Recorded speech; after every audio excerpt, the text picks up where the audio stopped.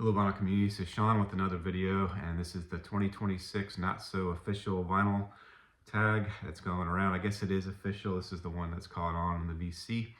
So finally able to get this one done. Hopefully everyone's not burned out from watching all these videos. There are 20 prompts. David Atkinson, of course, has a great channel, and so happy to jump on this finally.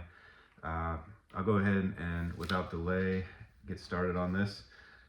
Show your best vinyl or other format musical purchase of 2025. So I chose Neil Young's Bucking Up. Was at Amoeba Records in Los Angeles, so first time in California. And this one I wasn't even on my radar. My wife knew I loved Neil Young. She brought it to me. And so, yeah, I just decided to definitely snatch this one up. And it's Bucking Up from Neil Young with the C and the K there X'd out. And I just love this vinyl record. I got it for under $20. Double LP live album from a location in Canada. So happy to get this one. And Mark Morris showed it, was inspired to buy it. So it kind of stuck with me that this was a great purchase for 2025. All right, share your favorite live music experience of 2025. And yeah, so I'm glad it said music experience and not like a rock concert, because I didn't go to any concerts this year.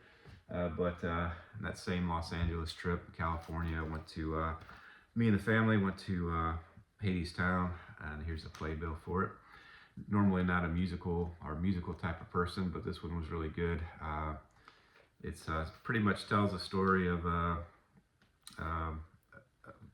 two young kids who fall in love, and the female gets tempted by the devil because she's in poverty. She's she's very hungry, needs food, and she sells her soul, and he tries to come save her. It's not a very good ending, so it's kind of sad, but it's a very good play. I encourage everybody to watch this if it comes to your town. And it's called Hadestown at the Hollywood Pontages Theater, Los Angeles, California. A great venue for that.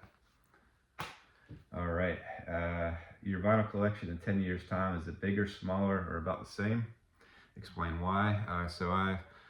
2019 Christmas, so I started my vinyl collection up, and it's blossomed into what it is now, which is I think about 800 or so LPs, vinyl records. So I've been buying at a fast clip. I anticipate that to, it's at 10 years, yeah, it's going to be bigger. So yeah, it's going to grow. So that's the answer to that question. And you know, the collection that was inspired by watching VC videos, by the way. So I started collecting these, albums long after watching VC videos. So pretty much the entire reason why I have my collection is because of the vinyl community on YouTube. All right, so you move into a new home, you play one record, turned up to 11 to announce your arrival. What is it and why? And this one was the one that popped up immediately when it came, and it's first song on the Monster record from R.E.M, and that's What's the Frequency, Kenneth? Whenever I play that song, it has to be loud. I think it's a great one. This is my first vinyl record that I added to my collection, by the way, so it kind of tied in with the record, with the question before, and it's R.E.M, Monster, and What's the Frequency, Kenneth? All right,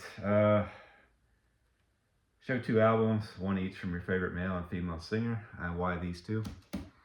All right, my favorite, I've said it many times on this channel, my favorite female my favorite female singer is Natalie Merchant from 10,000 Maniacs, and then she had the solo career. Just came out with a record a couple years ago, but I'm going to show Natalie Merchant, Paradise there, the new Tiger Lily recordings. I just really like this album, and I like the picture of the mature Natalie Merchant there in the front. And so, yeah, that's my selection for that question. It comes with a really cool book with it, with the lyrics, and yeah, very nice booklet with this album. Natalie Merchant, Tiger Lily, Paradise Lost. All right. And my favorite, I mean, I don't know if it's clearly my favorite, but Sting. Just Police, you know, great voice. I love his voice. So I think it may be that my favorite singer. There's a lot of other male artists I could have picked, but Sting, this great album here, Nothing Like the Sun, which I'll keep up here because I'm going to use it again on this particular video. Actually, I pulled this one too. I just discovered for the female singers, Florence and the Machine. I'm very late on Florence and the Machine, but she's got a heavenly voice too. And, you know, I looked to get more than just Dance Fever. It's the first one I picked up. And this one is a great album, Dance Fever. And there's Florence and the Machine bonus pick. So, all right. Okay, and the next one, we like to have fun here, show your top 3 soul/dance records. So I originally did the research for this last week.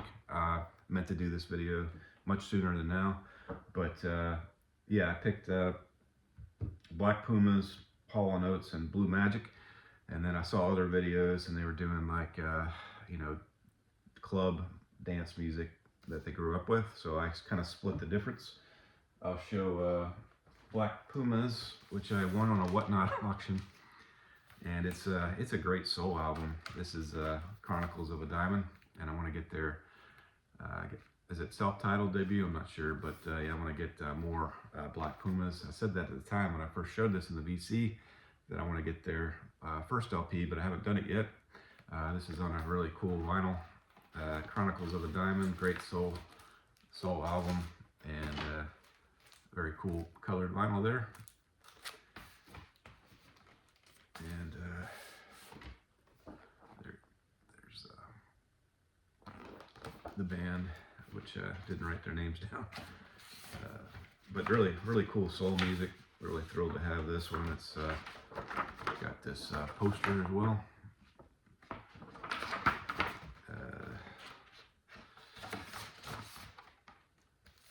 All right.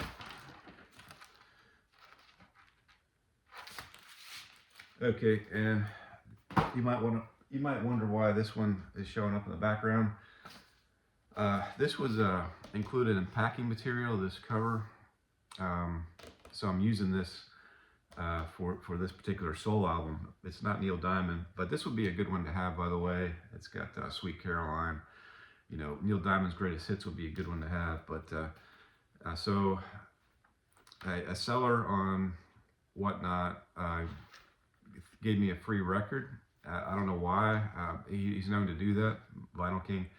But yeah, so he gave me a free record in the package, and it was a real beat up cover. The record was dusty as all hell, and I had to throw away the cover because it was just deteriorating. It like falling apart. It was really weird. But the album was Blue Magic, and this is their self-titled album. So I'm just going to show the record. It's not a cheap record, I want to say. It's Atco. Plays really great. A little bit of crack and pop, but not too bad. And it's just a wonderful soul album. So I store it in the free Neil Diamond Greatest Hits packing material. And so at first I tried to tape the Blue Magic on what was kind of salvageable, but it kind of fell off, so I just gave that up. Anyway, Neil Diamond, Blue Magic, great soul album. And then mixing in the dance music when I was growing up, the Farm Spartacus, and this is kind of, I'm not going to take the cover off, but yeah, Farm Spartacus. I bought this in Germany when I went there on vacation there for the Christmas market, and this one's got Groovy Thing, and it's also got All Together Now, 2 great dance kind of songs. I can't dance, but I did dance to this, like a white boy dance, I suppose. I don't know what I'm saying here, but yeah, Farm Spartacus right there is my next pick. And Charlton's Up to Your Hips. I hate this album cover on this reissue. It's a terrible decision by them to do that, but the original cover is this one, which was a great album cover. And but anyway, I remember I was stationed in Germany in the military, and the hit that they played in the club was "Can't Get Out of Bed." His third song on side one, and that's Charlton's dance music back there in the day. So put that together later. All right, and a real stinker nominated track you hate from an album you love and why the hate. And I picked this U2's Europa. I hated it from the start, and it's my first cringe in the U2 Iron and Armor, I should say, where I started to get kind of disillusioned slightly by U2. But the song "Numb" is just horrible off this one. I always hated it.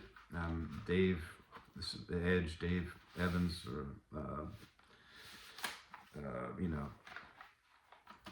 was the singer on it. The video is even more horrid than the song. And on this album, they have it twice. They have a remix version on side 4. The "Numb" Give Me Some More Dignity mix, 8 minutes and 51 seconds of pure torture. But side 4 also has "Lemon," the Perfecto mix, which is 8 minutes and 57 seconds of excellent song there. I always loved "Lemon," very experimental, that song. But that one worked for me, but no. "Numb" is a terrible song, and I can't stand it. Very weak track on this album. Okay. All right, and the next one is if you had to pick only one album from each of the last 6 decades, what would they be? So, I had Dylan in my list for a long time, but I've been Abbey Road and the Beatles. It's really become my favorite album of the '60s. Bob Dylan's a close second with Blonde on Blonde, but this is just great. And I love this one to death. This is the only Beatles record in my collection that's not a reissue. It's the original. It's got the spine that's in really bad shape, but really the vinyl plays really good, and I just need to get a new copy of it. But yeah, Beatles, Abbey Road, pretty close to perfection, I feel, from them. The whole album is just so great, and that's my next pick. All right, and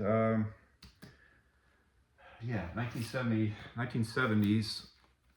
This one hits me like a ton of rocks. Pink Floyd, The Wall, my favorite Pink Floyd album to this date is Pink Floyd, The Wall, double LP. Their only double LP, I believe, that they came out with, and got my most favorite Pink Floyd song, "Hey You," on this album, and I just love this one to death.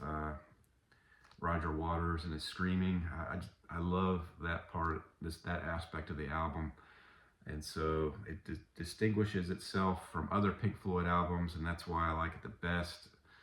I feel like every single song on both sides of the album, there's not a weak song on the album in my view, and just love it to death. Pink Floyd, The Wall, 1970s.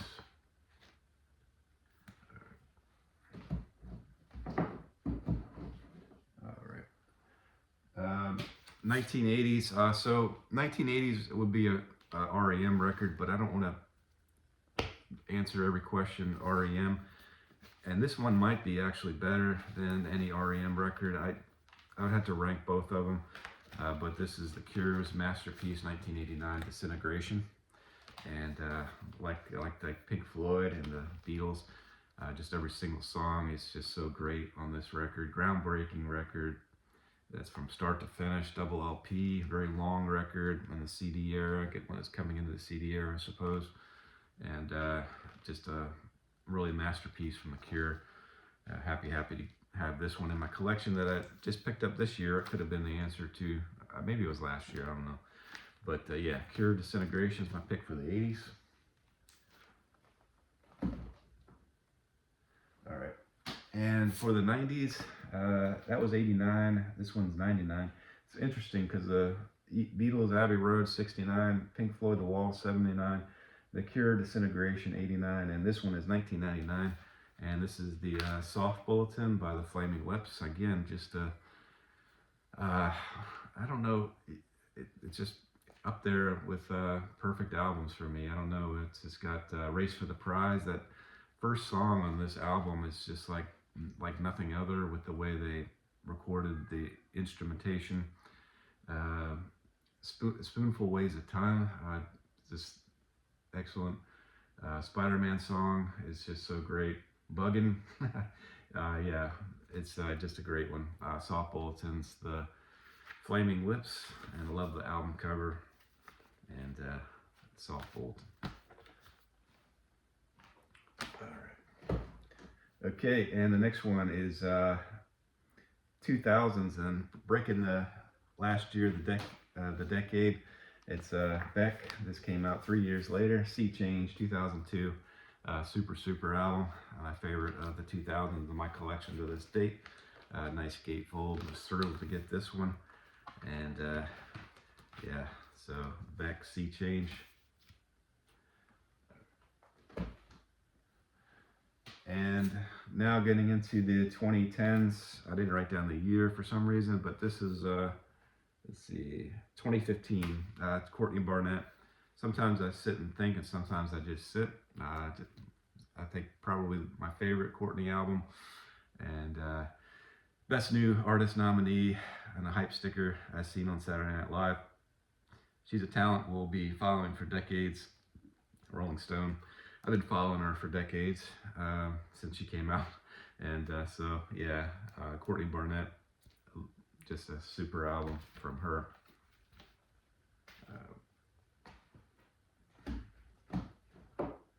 Okay, and then I had to show Dylan, so I went I guess 7 decades, and this is Rough and Rowdy Ways, 2020, my favorites from the 2020s. Although Tears for Fears, Tipping Point is just excellent as well. But this one's a masterpiece. I love this album. Just so good.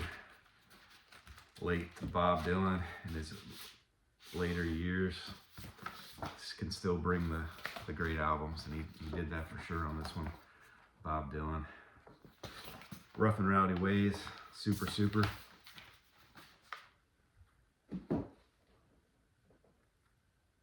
All right, and next question. You get the opportunity to spend a day alone with one artist, walking a mountain trail, the beach, or hanging out in the city. What would be the artist? And it's always been, for me, that answer to that question is Bono. I love Bono. I love U2, and he fascinates me. I got this book, and this is a book about growing up in Ireland, his spiritual development. His mom died at age 14. Had a complex relationship with his dad, and each chapter in the book is a song title, and it kind of ties in with the chapter. So got some dust on it, but yeah, just love this one to death. This book, and he gets a lot of flack. Why do you wear sunglasses inside, Bono? Well, he says it's because he had glaucoma in the late 90s. I believe him. People say they're hypocrites because I guess they did some sort of tax thing where they don't pay as much taxes. But Edge has explained that in the past, where personally they pay a shit ton of taxes, in their country. It's just their business aspect of their business. They do take advantage of what they need to do, like any other enterprise, a band. I guess it's kind of shitty to call your band an enterprise, but yeah, they did it for that reason. But personally, they pay a lot of taxes, so I don't find them to be villains whatsoever. Always loved U2, and co-founder of the One Campaign to Fight Hunger. R.E.M raised money for AIDS treatment. Advocate for Amnesty International. I mean, he's done a great amount of deal for good in this world, and he shouldn't get any criticism in my view. And that's Bono. And what question would I ask him was the next question. Yeah, I would ask him what his favorite non-single track would be for him personally. I mean, there'd be a ton of questions, but that I would really love to know. My favorite is Wire from Unforgettable Fire. That's just a great song. So that's the answer to that question. All right, and well, moving on here. Page 3 on my notes. All right, okay, and show a record that contains a track that always brings a tear to you eye, or are you a heartless bastard? Yeah, so I'm not a heartless bastard. Uh, this one is the one. It's Round Here from Counting Crows, August and Everything After. First of all, the song makes me think about Forrest Gump and the female character that dies tragically, which I can't think of her name. And then second of all, it makes me think of my friend in high school who committed suicide. And it's Counting Crows, August and Everything Else After, and the song is called Round Here.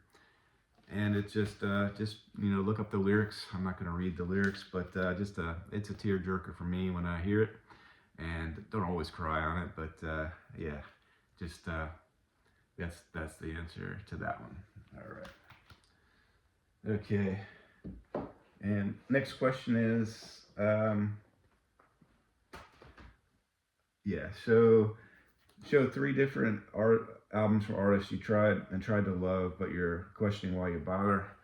And so I think first one is Bon Jovi. My wife loves Bon Jovi.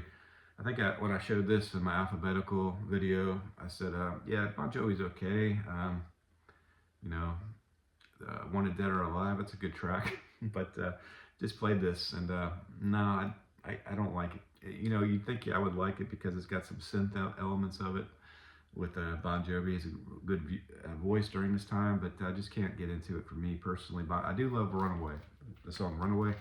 But that's the best I could say for Bon Jovi. All right. Okay.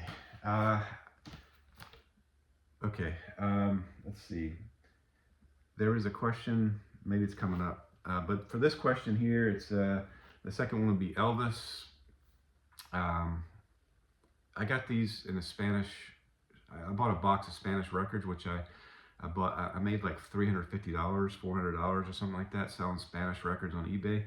And it said on the advertisement, for $25 you get a box of Spanish records and tied in with, and also some English records. And so this one has like 5 or 6 Elvis records. And so I'm not going to say I've ruled out Elvis because I haven't really delved into it. I think I played one album and it wasn't that bad. But for the purposes of this question, I'm going to say Elvis. But I'm going to try to give Elvis every benefit of the doubt. This wasn't my era. Elvis was my parents' era, so I never gravitated toward Elvis. But I'm going to give him a chance. I know Randy, a few others, Randy for Royals. Mr. Hats there in Australia loves Elvis. I'm going to give Elvis their doo-doo in his doo-doo and his doo-doo in 2026. I'm going to delve into some Elvis and see if I can change my mind on Elvis.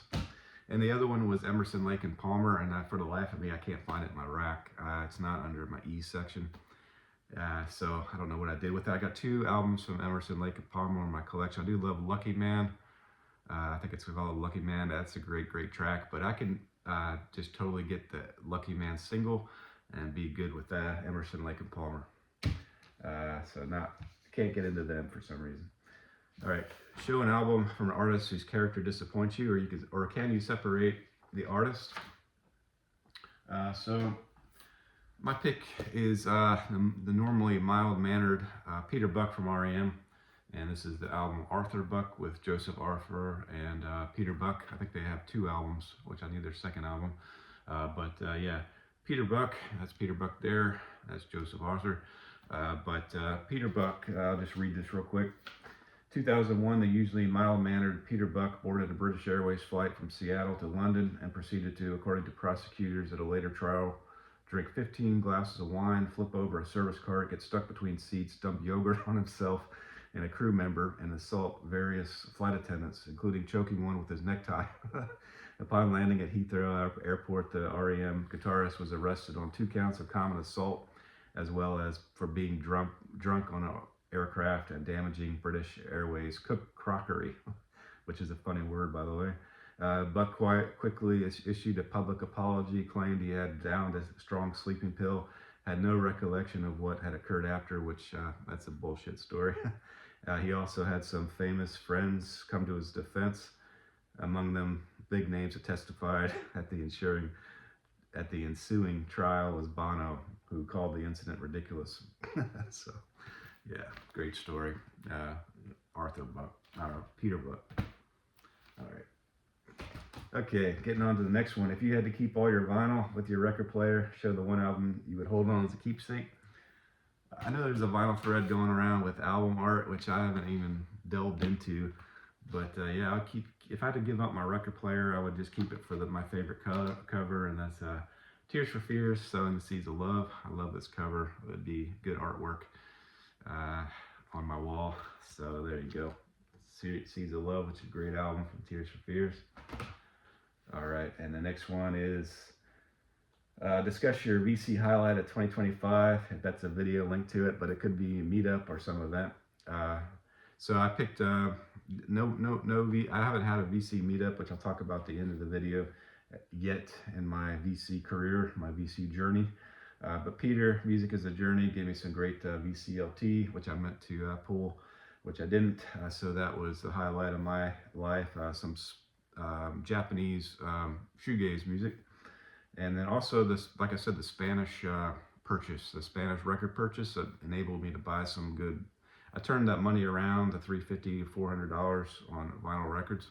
So that's the highlight of my vinyl journey, is those 2 items. Okay, all right. Name your favorite musical biop if you have one, and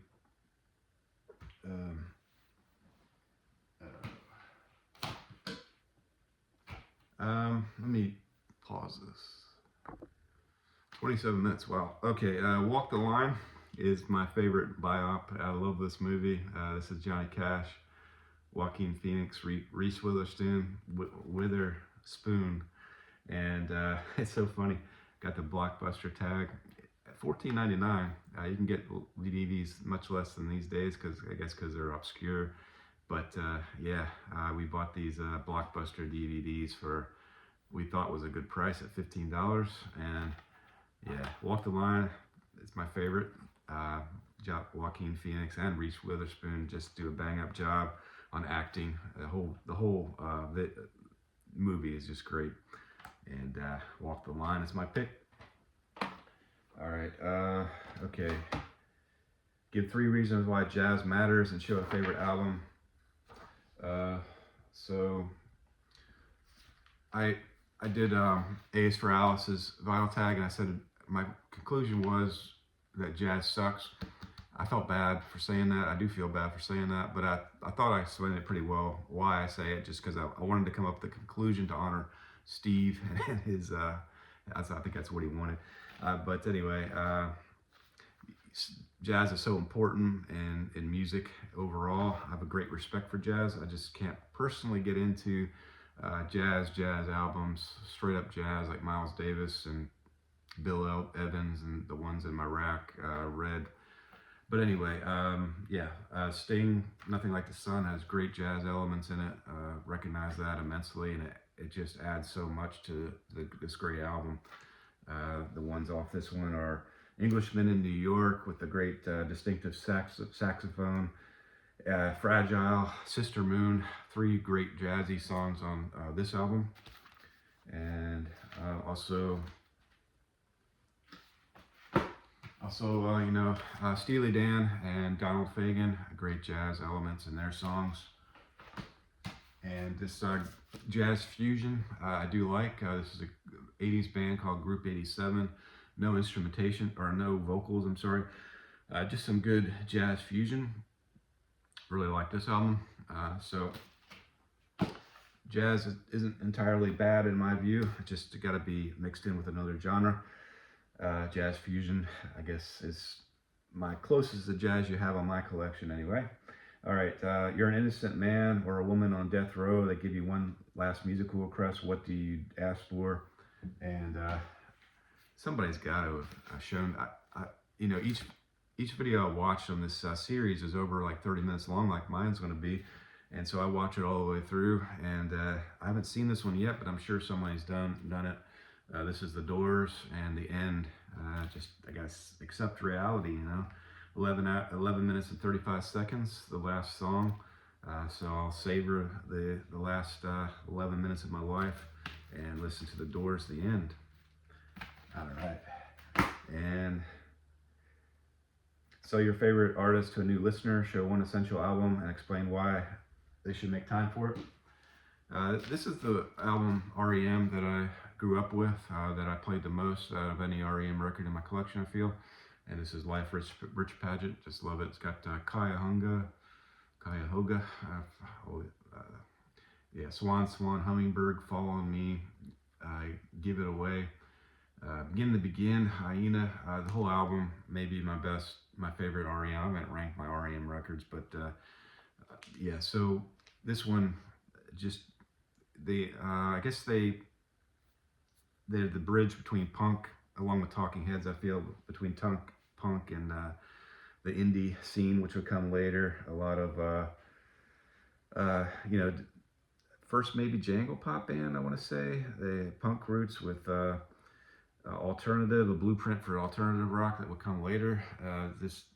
It's not Shiny Happy People. It's not even you know, Losing My Religion. The ones that certainly not Stand, which people knock them for. Just listen to the early 80s music and see if you like them. If you're new to R.E.M. And don't listen to the negative stereotypes on this band. So that's my selling of R.E.M., my favorite band. Okay, and the final question. You're arranging a VC meetup in 2026, excluding those you've already met. Invite 3 people you most like to meet. So I can't really answer this question. I haven't had any VC meetups, but for this question, it's just so many. It's probably upwards of 30, 35, 40. But I'm just going to mention the ones that mentioned me on their 2020 on this vinyl tag, and that's Mark Morris. He mentioned me, so thank you, Mark. And certainly, I would love to go to Des Moines and see Mark. If he's in Florida, I told him in one reply to please look me up. The same goes for Darryl, who mentioned me, the Northern Vinyl guy. Honored to be mentioned by Darryl up there in the tundra of the north in Canada. Gordon from I Dig Vinyl. I was very honored to be mentioned, and I'd love to meet Gordon, hopefully in Scotland. I mean, I would love to go to Scotland, look him up, go to a record store with him for sure. Maybe eat some bangers and mash. Brian, Embryonic Robot, I was honored that he mentioned me along with numerous others, but just that he would think of me was great. I would love to meet him, and like I say, I could go on and on with the people I love to meet in the VC. All right, well, thank you for watching, and thumbs up. If you haven't subscribed to my channel, please consider doing so if you want to, if you like the content, and any comments are appreciated and responded to. So thank you. Until the next video.